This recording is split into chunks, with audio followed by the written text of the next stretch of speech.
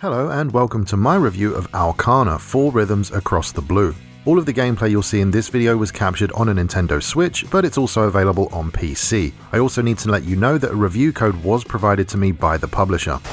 So, what is Aokana? Well, this game fits squarely into the visual novel genre. It plays out like a digital book of sorts and really has very little in terms of actual gameplay. You can make dialogue choices during the story which affect the branching plotline and the endings that you receive. There's 5 possible endings, which includes 1 bad ending. The 4 main routes and endings revolve around the girls within the story that you can essentially romance. You play as a high school student named Masaya Hinata, who ends up coaching his fellow female students in a sport known as the flying circus. In this alternate universe, scientists have discovered the existence of anti-gravitational particles, which lead to the invention of anti-grav shoes. These special shoes, with a bit of practice, allow human beings to fly freely in most places. The invention of these shoes eventually led to the creation of the flying circus sport, a sport which Masaya decided to retire from after a crushing defeat. However, he soon meets a new transfer student named Asuka Kurashina, who becomes interested in the flying circus after discovering that she's a bit of a natural at it. He very quickly finds himself drawn back in and helps coach Asuka as she trains for the sport. I won't explain any more of the story, as visual novels are all about the narrative, but now you have the basic setup.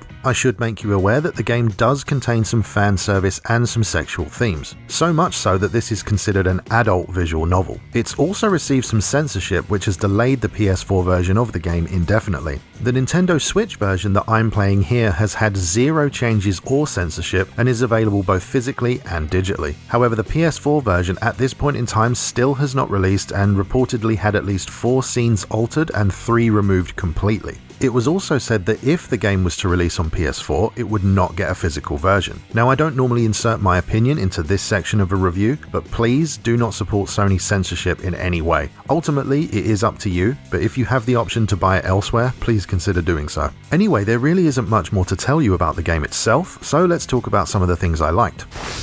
Now, as I just said, there really isn't much to this game overall, and being honest, it's barely a game at all. It's much more like a choose-your-own-adventure book, and that's absolutely fine with me. I guess it just means this is going to be a bit of a short review. Something that was really nice though was the artwork and the visuals overall. Now obviously they are just 2D images and there's no 3D models or anything like that. That said, the artwork and character designs are absolutely spot on and very well done in my opinion. It still boggles my mind that anime and manga has, thousands and thousands of characters across TV shows, games and books, but they can still create new ones that look and feel like unique people. There's just so much effort put into this stuff, whereas I feel animation in the West is a little bit lacking at best these days. Some people may disagree of course, but that's alright, it's just how I feel about it. Aokana's characters are just so nice to look at, and it's really difficult to pick a favourite of the 4 girls that you can basically date in the story. Asuka is kind of the main character, but I think if I had to pick one, I'd probably go with Mashiro. I really like that deep purple colour in her eyes, and it makes for a good contrast between her dark blonde hair and her eyes. Actually, you don't see it very often, but I've personally always had a thing for white hair and red eyes in anime. Or perhaps that condition called heterochromia, which is where their eyes are 2 different colours. I mean, I have no idea honestly why I like it, but I just kinda do for some reason. And actually, this has just occurred to me, but if any of you do have some sort of preference like I do when it comes to anime characters, and you wouldn't mind sort of sharing them with everyone else, please do let me know in the comments section down below. It'd be pretty interesting to see what you have to say.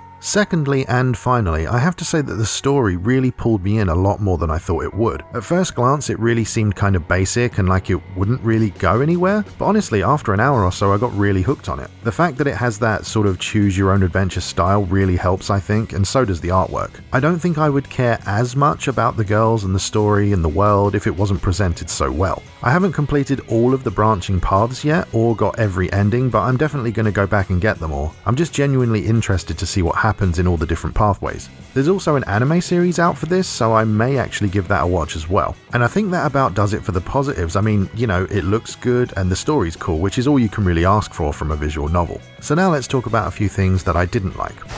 So, what could I possibly dislike about Aokana?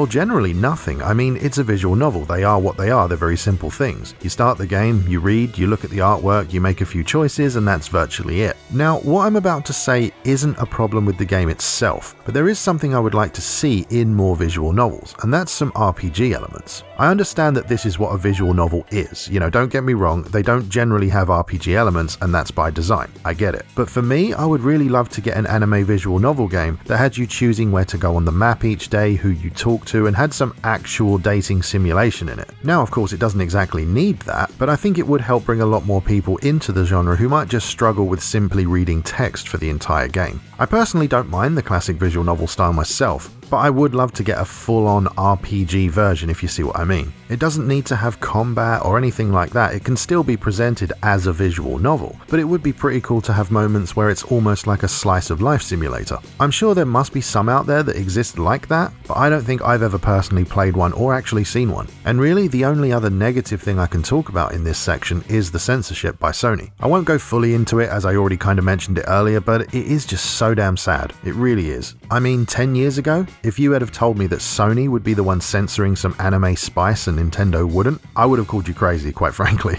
I just don't understand it because it doesn't even follow simple logic. I mean, if you have full-on over-the-top gore, swearing, and sexual encounters in other games that, by the way, are made to look quite realistic, why can't you have a bit of naughtiness in an anime game? I mean, is it because the older and out-of-touch executives look at anime for a few seconds and think, oh, this is a cartoon, therefore it must be aimed at children? I mean, it's rated 16 here in the UK, so what's the big deal? I swear we're just getting closer and closer to living in a world like the movie Equilibrium. Realistically, I think that at this point all we can do is vote with our wallets and continue to explain to people why censorship isn't a good idea. I mean, what else can you do, right? But anyway, that's enough of that. Let's move on to the conclusion.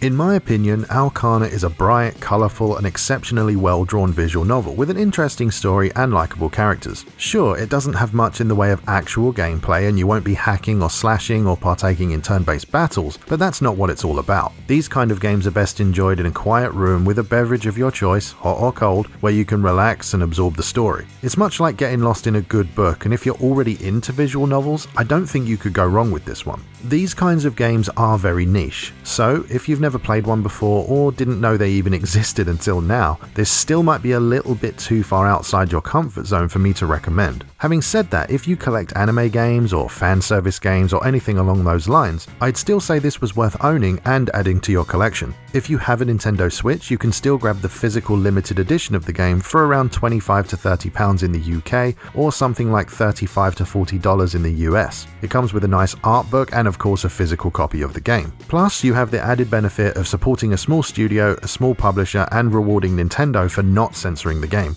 Ultimately, I think Aokana is an interesting and visually appealing game with some spicy scenes thrown in for good measure. If you happen to be a collector of fan service games like myself, then I would easily recommend that you put this on your radar. In fact, even though I got the full game for review for free, I enjoyed it so much that I think I'm just going to go ahead and pick up the physical version as well.